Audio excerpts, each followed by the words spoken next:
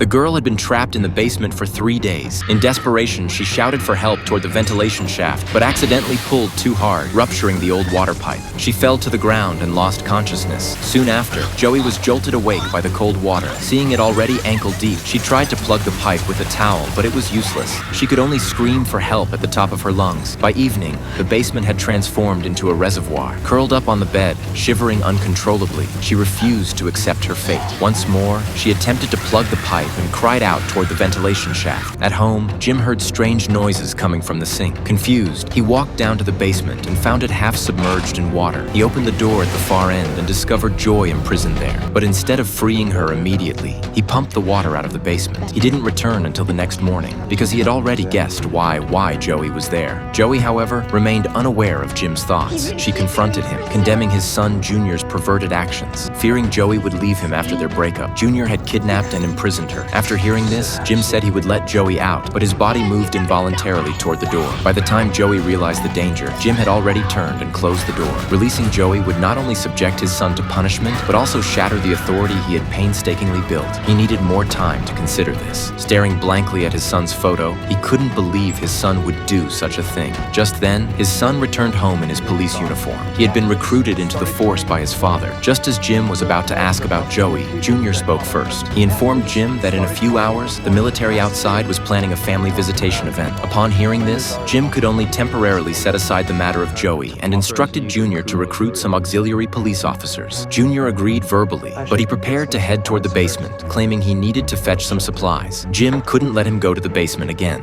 When I tell you to do something, Junior, what do? Dad, I know. No! Junior's issue was temporarily resolved, but what exactly was this military visitation event?